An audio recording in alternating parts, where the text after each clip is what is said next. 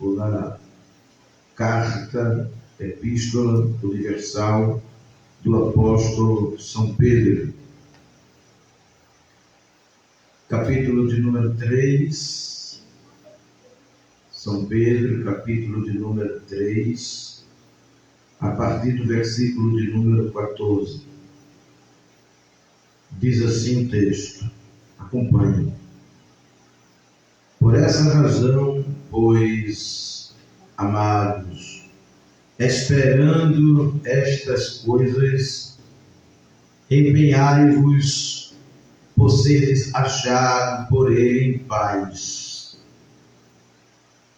sem mácula e irrepreensíveis,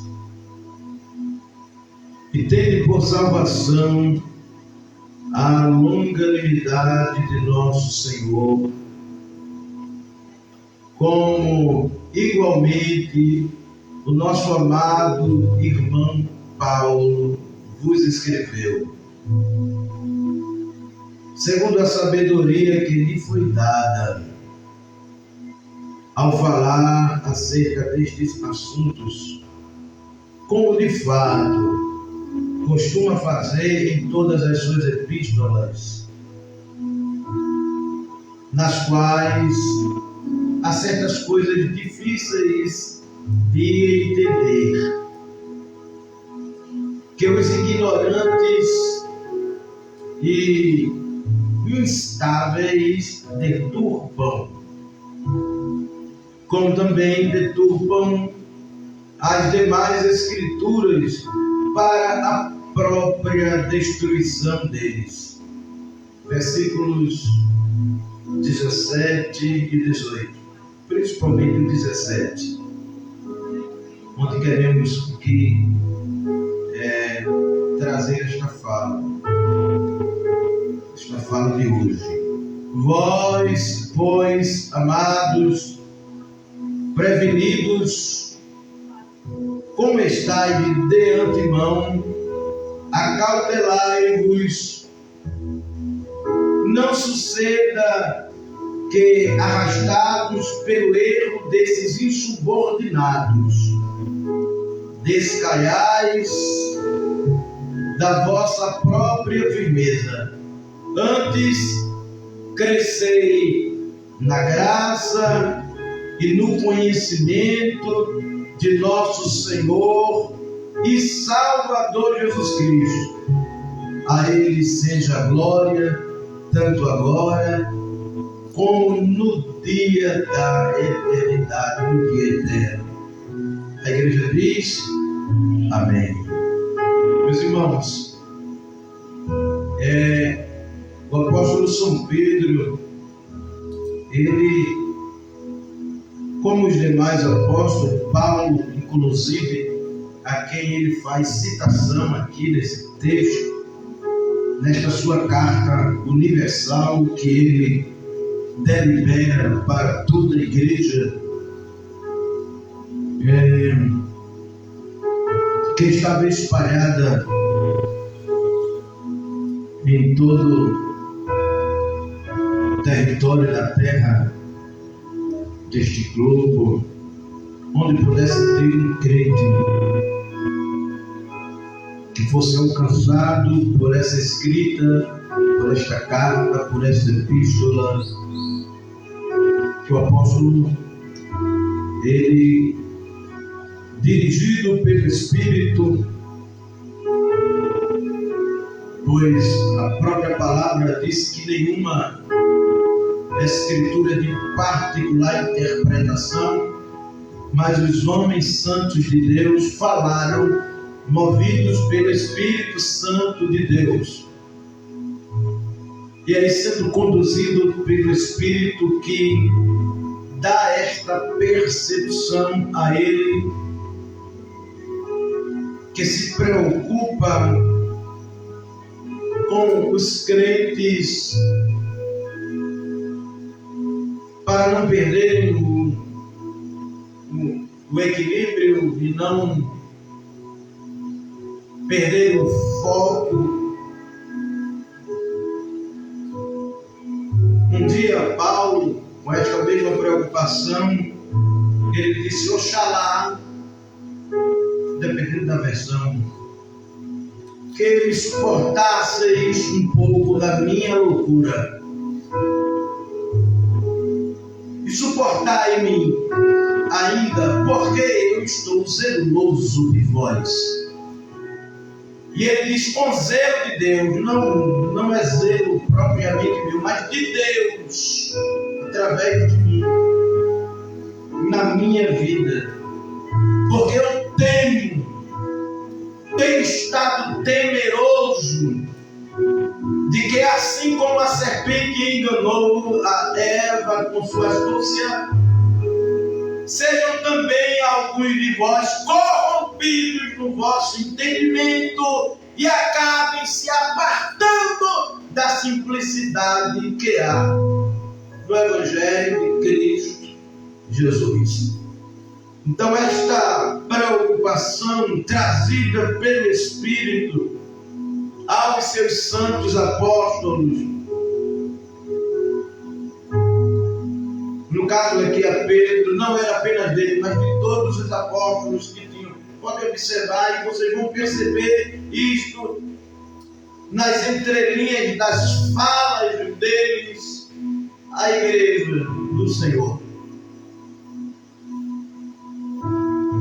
E Pedro aqui, preocupado com o advento de Cristo, a vinda do Senhor.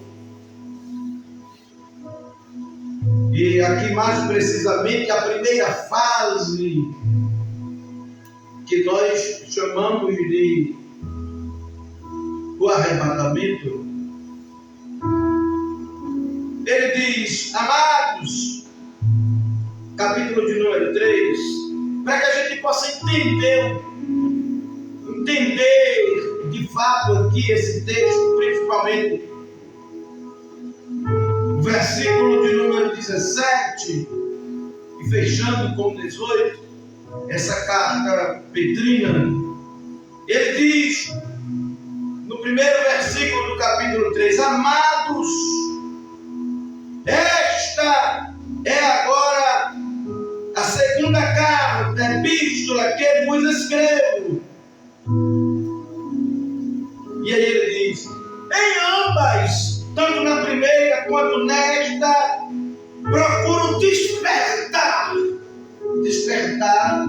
aleluia, e fazer com que alguém que está desapercebido ou cochilando, desacordado, desatento, ele agora saia dessa inércia de cochilos,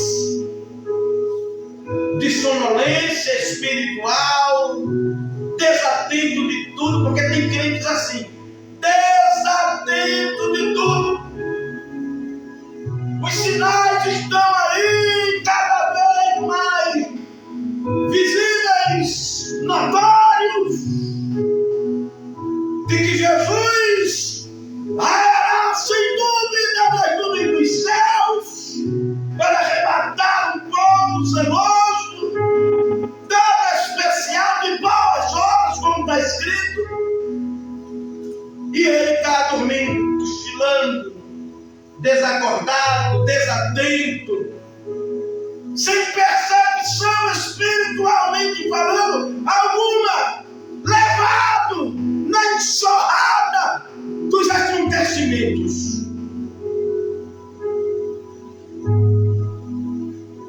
E ele diz aqui: amados, esta é agora a segunda epístola que vos escrevo. E em ambas, tanto na primeira quanto nessa, procuro despertar com lembranças a vossa mente esclarecida. A mente de vocês já foram esclarecidas, vocês já conhecem a verdade, mas eu preciso vos lembrar, e através dessa atitude de vos lembrar o que vocês já receberam, vocês sejam despertados, porque a gente parece que a gente se esquece, sabe, irmão? Se esquece do que a aprendemos. Nos esquecemos do que aprendemos, do que nos fora falado, do que nos fora dito, dos que não foram ensinados. E a gente vai deixando a presa nos envolver, tomar conta de nós, se apoderar, e a gente acaba cochilando espiritualmente, a barba descendo, a língua para fora, e a gente não se apercebe. E os sinais aí, os indicadores dizendo: estou voltando, te prepara, estou voltando. E a gente cochilando. Aí Pedro disse: é necessário lembrar vocês. E eu estou lembrando vocês as coisas que vocês já sabem, já foram instruídos, já foram ensinados, já vos doutrinaram, vocês já receberam instruções. Mas é necessário despertar alguns que parecem que se esquecem tão facilmente. Para que, olha aqui o texto, para que recordem das palavras que anteriormente vos foram ditas pelos santos profetas. Deus usou os profetas anteriormente e diz que precisava ser dito, bem como do mandamento do Senhor e Salvador. Não somente os profetas, mas o próprio Senhor. Quem? Jesus. Ele também disse: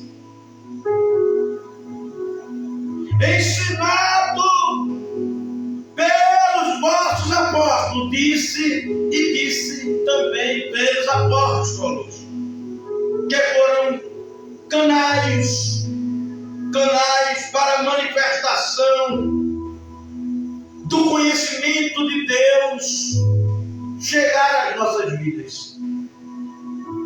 Tendo em conta, antes de tudo, que nos últimos dias virão escarnecedores. Digam comigo: escarnecedores. E quem são os escarnecedores? São aqueles que zombam da nossa fé. São aqueles que criticam o Evangelho.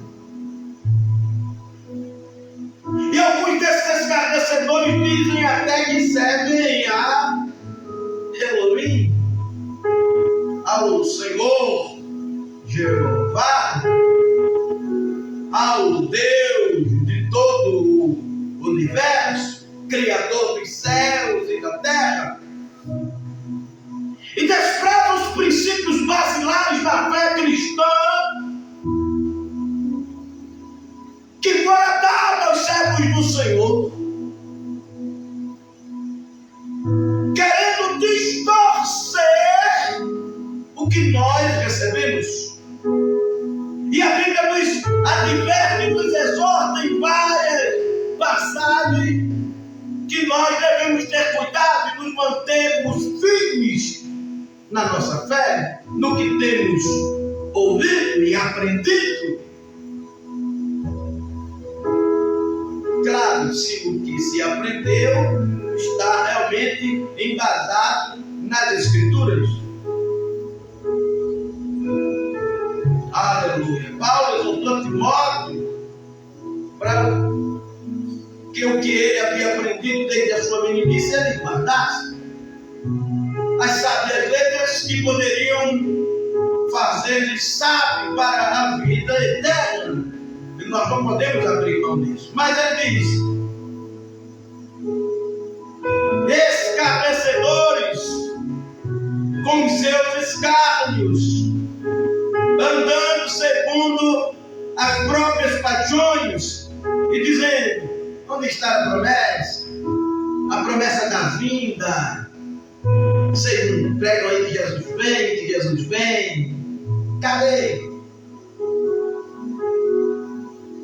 Ontem eu fui levar a Santa Ceia e algumas pessoas e levei. Vi uma irmã, e a irmã disse que viu em um programa uma pessoa disse: olha, vocês crentes, acabe de com esse negócio de estar dizendo que Jesus vem,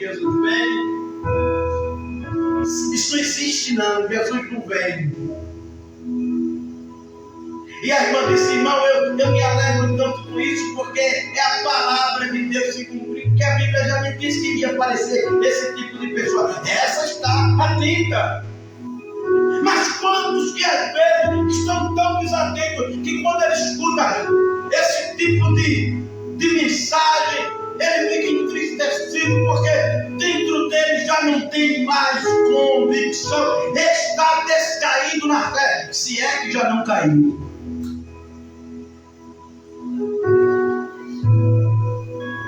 Dizendo: onde está a promessa da sua vinda? Porque desde que os pais dormiram, todas as coisas permanecem como desde o princípio da criação. Porque deliberadamente esquecem que de longo tempo houve céus, bem como terra, a qual surgiu da água e através da água, pela palavra de Deus, pela qual veio a perecer o mundo daquele tempo. E ele começa aqui a mostrar detalhadamente, mas deixa eu avançar, que ainda não é o nosso ponto. Só para que os irmãos tenham uma ideia. Ora, os céus, pela qual veio a perecer o mundo daquele tempo, afogados em água. Ora, os céus que agora existem, e a terra, pela mesma palavra, tendo sido entesourados para o fogo, estando reservados para o dia do juízo e destruição dos homens ímpios. Há todavia uma coisa, amados, que não deveis esquecer. Era Pedro falando. E que coisa é essa a que Pedro se referia? Que para o Senhor um dia é como 1000 anos, e 1000 anos como um dia. E aqui, irmão, tem uma revelação tremenda. Tem uma revelação tremenda. Em outro momento a gente vai falar sobre esse texto aqui. Um dia é como 1000 anos, e 1000 anos como um dia. E está se cumprindo de fato. E por se cumprir ainda. Não retarda o Senhor a sua promessa. O Senhor está retardando, não. Como alguns julgam demorada, alguns acham que o Senhor retarda. Alguns julgam demorada. Pelo contrário, ele não está se demorando, não, de forma alguma. É que ele é longânimo. Aí Pedro diz: para convosco. Ele é longânimo para convosco. Ele é o Senhor do tempo e das oportunidades. Porque ele não quer que ninguém se perca, senão que todos cheguem ao pleno conhecimento da verdade, ao arrependimento. Porque à medida que Deus é longânimo, Ele vai estendendo a oportunidade para que as pessoas tomem conhecimento e se arrependam. Aleluia! E se arrependam. Paulo disse exatamente isso. Está escrito de forma profunda. Virá entretanto como ladrão. E a Bíblia fala isso. Ele não vai avisar quando vem. Ele vem de repente. Ele chega e vai pegar muitos desapercebidos, sem estarem na torre de vigia, vigilantes. Virá entretanto como ladrão, que não bate para avisar, que não manda recado, que não diz quando é que vai, que não marca a agenda. Não. O dia do Senhor, no qual os céus passarão com estrepitoso estrondo, e os elementos se disparão abrasados, também a terra e as obras que nela existem serão atingidas. visto que todas estas coisas hão de ser assim desfeitas. Deveis ser tais como os que vivem em santo procedimento de piedade. Aí ele aconselha agora que nós devemos, todos nós, viver como os que vivem em santo procedimento de piedade, uma vida de retidão, já que a gente não sabe o dia nem a hora, e devemos consagrar a nossa vida e vivermos de acordo com os princípios que Deus estabeleceu para nós vivermos. Esperando e apressando a vinda do dia de Deus, por causa do qual os céus incendiados serão desfeitos e os elementos abrasados se derreterão. Malaquias ele disse que não ficará raiz nem ramo.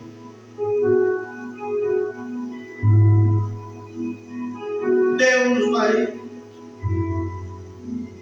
aleluia, reservou para fogo, está escrito.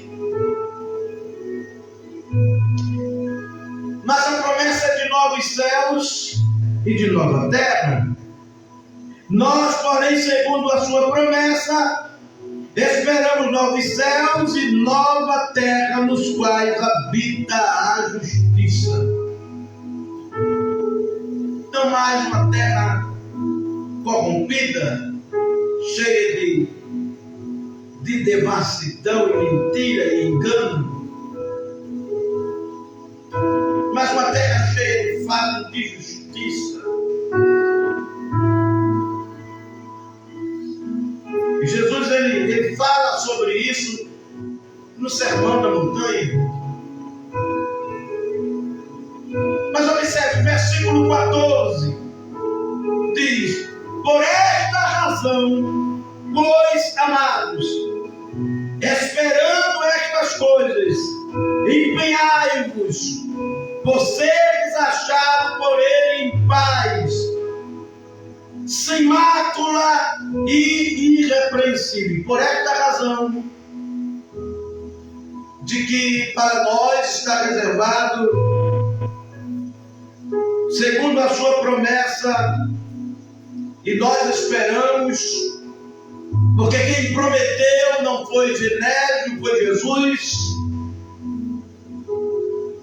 Quem prometeu não foi Zé qualquer, foi Deus. E ele vela sobre a sua palavra para cumprir, quer as pessoas acreditem ou não, quer aceitem ou não. Nós, porém, segundo a sua promessa, esperamos novos céus e uma nova terra, nos quais habita a justiça. Diga comigo, justiça. Aí quando chega no versículo 14, ele diz: por esta razão, pois, amado, esperando estas coisas. Que coisa? A promessa da qual Pedro se refere. Novos céus e uma nova terra onde habita a justiça. Esperando estas coisas, é promessa dele. Empenhai-vos por seres achados em paz. Nessa versão diz: por isso, meus amigos, enquanto vocês esperam aquele dia, a promessa daquele dia, em que novos céus e uma nova terra em que habita a justiça nos será dado. Enquanto vocês esperam aquele dia, façam o possível para estar em paz com Deus. Ou seja, para viver uma vida em que nós estejamos de acordo com Ele. Está escrito assim: andarão dois juntos se não estiverem de acordo. Se não estiverem de acordo, não tem paz. Porque um quer de um jeito, outro quer de outro, um quer de uma forma, outro quer de outra, um quer de uma maneira, outro quer de outra. Não há paz. Deus tem um padrão elaborado e nós vivemos por outro padrão, que não é o padrão de Deus. Então não pode haver paz. É por isso que eu digo que um crente, ele não pode ser crente e ser comunista, porque é o contrário do padrão de Deus.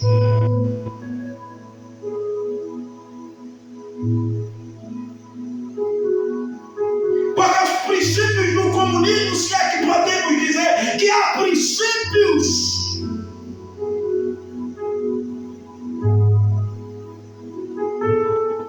No comunismo, são completamente ao avesso daquilo que Deus propõe para as nossas vidas.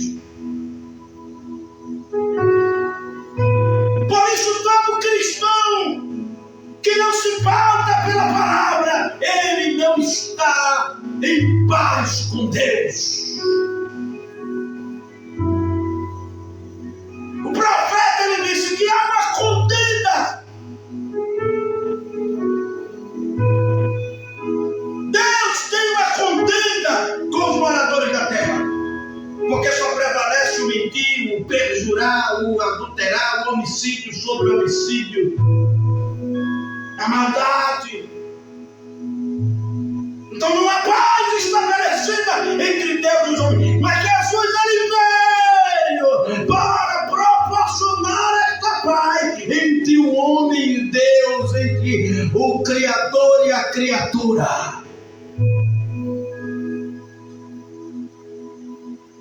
Mas para isso temos que nos esforçar para vivermos uma vida de paz com Deus.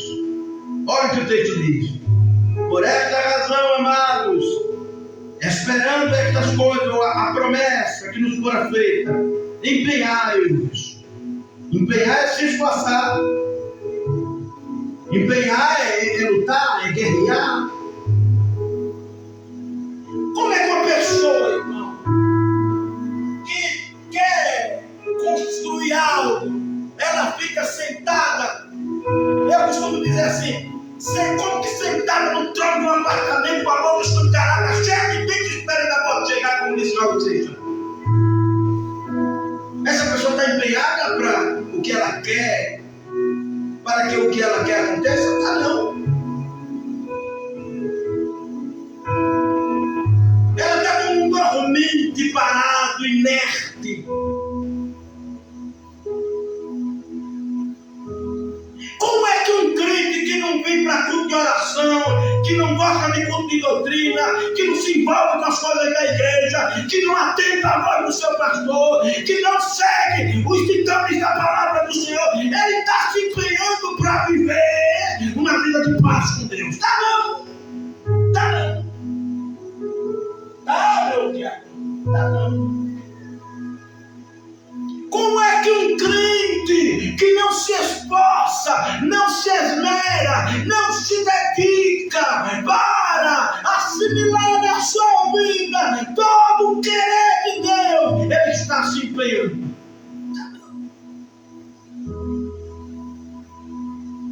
Ele está fazendo de tudo possível dele para agradar a Deus. Ter paz com Deus é agradar a Ele. É andar nas suas regras. É fazer como Ele diz. É abandonar os nossos caprichos e nos submetermos integralmente a Ele. Não podemos ter paz com Deus sem abrir mão dos nossos caprichos, sem nos deixar sermos moldados por Ele. Tem uma aparência de piedade, exército de crentes. Mas não o cabelo amarrado, um cocó aqui, uma saia nos artérios, nos tornozelos, no calcanhar.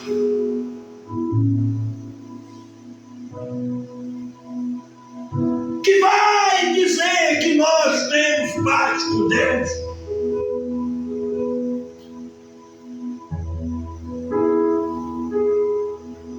Porque às vezes somos apenas religiosos.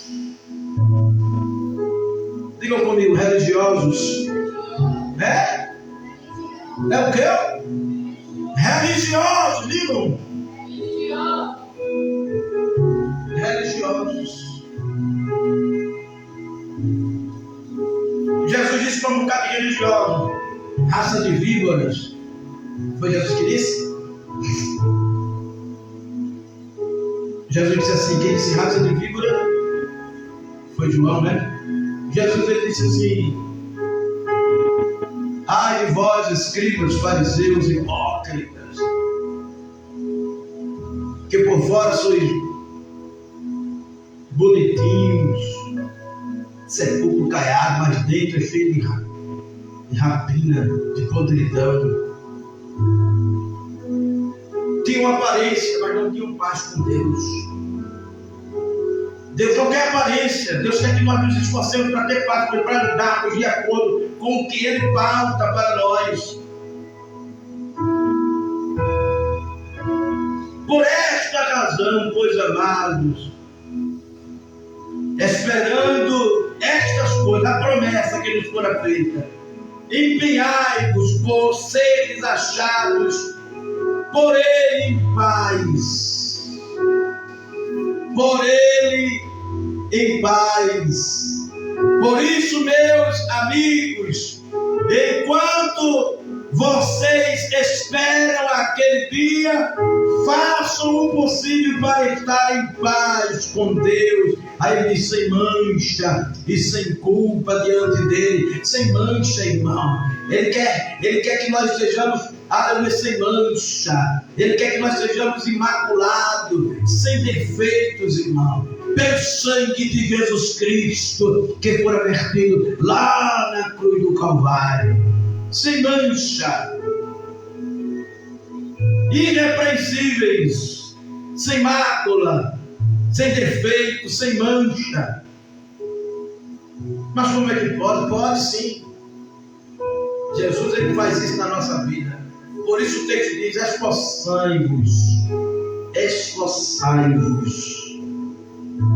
E tende por salvação a longanimidade de nosso Senhor. Tende por salvação a longanimidade de nosso Senhor. Nessa versão diz, lembrem que a paciência de nosso Senhor é uma oportunidade para vocês serem salvos. Então Deus está sendo paciente, longânimo conosco. Quantas vezes o nosso comportamento é digno de perdição, mas Deus é longânimo, está dando tempo ao tempo, está dando oportunidade, é paciente. Oh, como Deus é paciente. Deus diz assim, não, eu vou dar mais um tempinho para tu chegar, eu vou dar mais um tempinho aqui para ver se tu chega, se tu desperta. Então devemos ter por salvação a longanimidade com Deus. Esse tempo que Deus ele proporciona é porque Ele é generoso, não querendo que ninguém se perca, mas que todos entendam e se arrependam e sejam alcançados e vivam debaixo desta graça proporcionada por Ele. Só que ele disse que Paulo, ele fala sobre esses assuntos, mas quando chega no versículo 17, ele diz assim, vós, pois, amados, prevenidos como estáis de antemão. A palavra antemão fala é um advérbio que fala com relação a preparo prévio. Alguém está prevenido. Ele diz: nós, amados, vocês, crentes, servos do Senhor, meus amigos, amados, prevenidos como estáis de antemão. Porque Pedro, ele entendia que, pelo menos nessa versão, que como eles haviam, como eu também já disse aqui no início, recebido este ensinamento, adquirido de Deus esta mensagem, essa doutrina, esse ensino, entendimento. Então Pedro acreditava que cada um deles estivesse guardando em seus corações, nutrindo em seus corações esse ensinamento. Por isso ele diz aqui: vós, pois, amados, prevenidos, como estáis? Vocês foram prevenidos e vocês estão prevenidos de antemão, antes que tudo aconteça,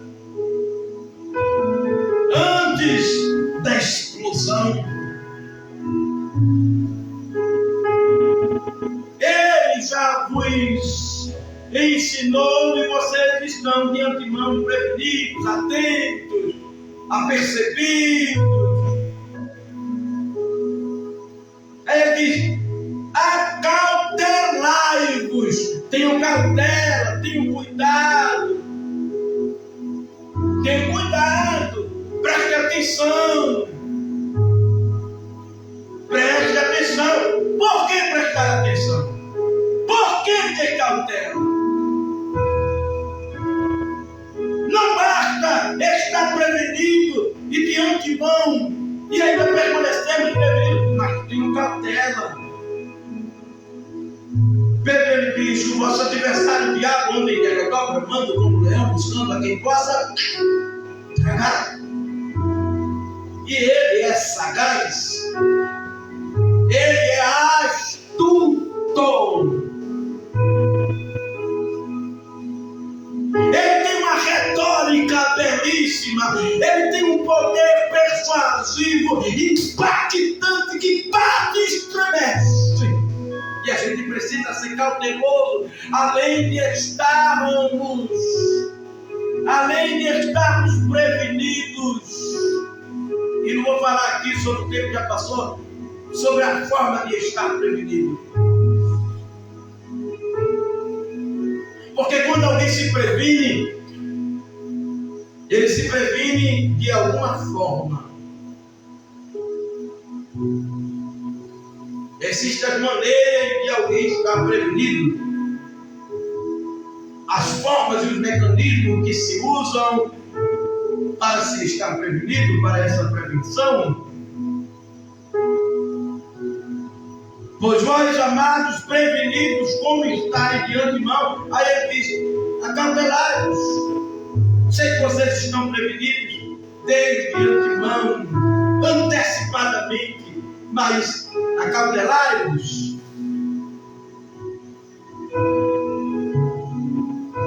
Para que não suceda que, arrastados pelo erro desses insubordinados. Quem são os insubordinados que Pedro ele se refere aqui? Estes que aparecem, e eu já li aqui mostrando, dizendo: onde é que está a vinda do Senhor? Isso é besteira para citar. Isso é negócio de crente. Vovó, minha bisa, dizia essa mesma coisa. Passou, viajou no meio. Não, alguns dizem até assim: não, mas segredo é até bom, porque você fica livre de muitas coisas desse mundo. A gente não é crente para se livrar das coisas deste mundo, não. A gente é crente, aleluia, para herdarmos o reino de Deus. Somos crentes para usufruir da salvação que há em Cristo Jesus. Eu não fui crente para deixar de beber, para deixar de fumar, ou para abandonar algum vício, porque existem mecanismos aí que ajudam as pessoas a deixarem os vícios.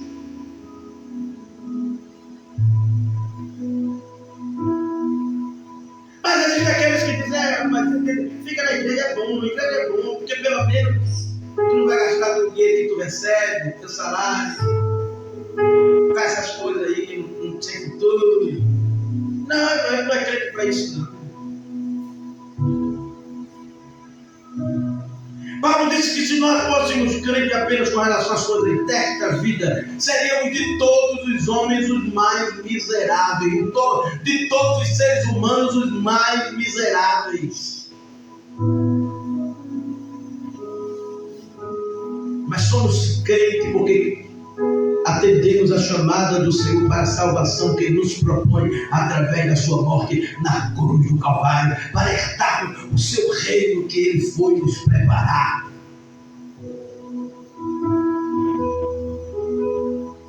Mas daí alguns insubordinados, e terminando agora, que diz assim, versículo de número 17, nessa versão diz: mas vocês, meus amados, meus amigos, já sabem disso. Portanto, tomem cuidado para não serem levados pelos erros de pessoas imorais e para não caírem da vossa posição.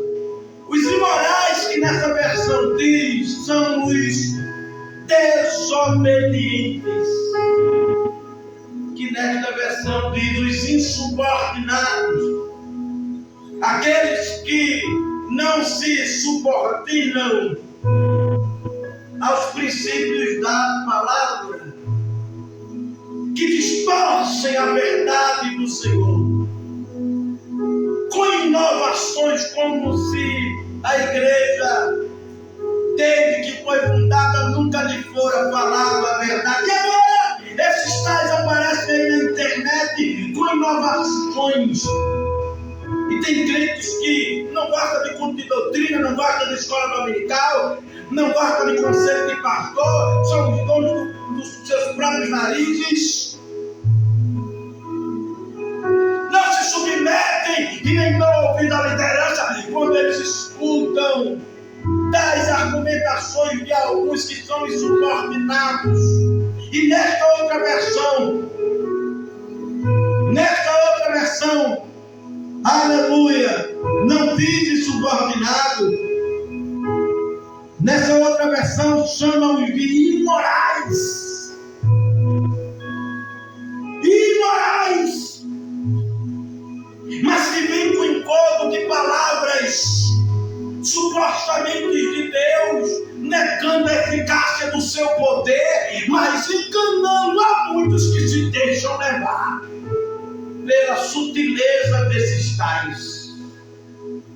Vocês sabiam que tem de crente que não vem para o culto de doutrina, mas está lá na internet escutando mentirosos, esses tais insubordinados e imorais, que Pedro, Paulo e os demais apóstolos nos advertem que tenhamos cuidado para não descairmos da nossa posição de firmeza.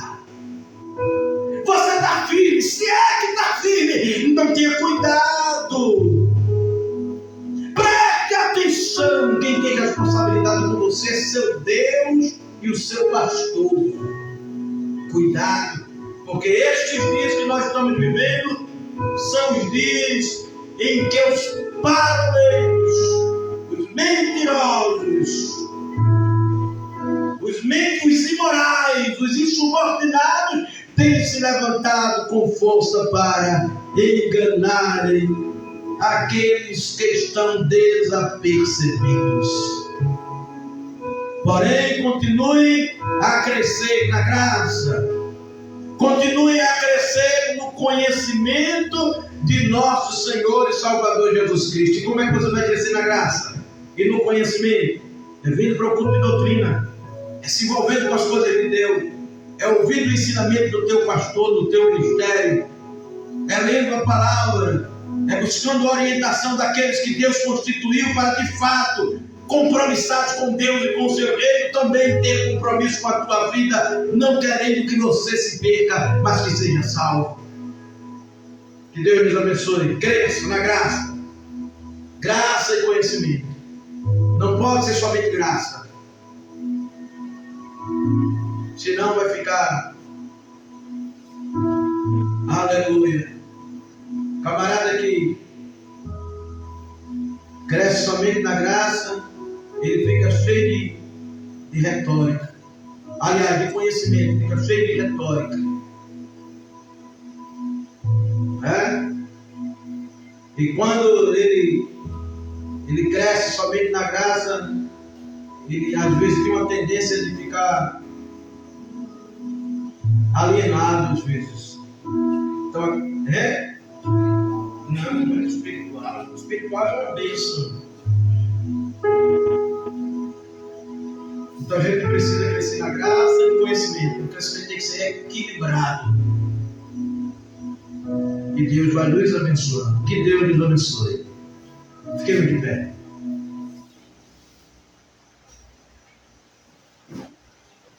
Glória a Deus.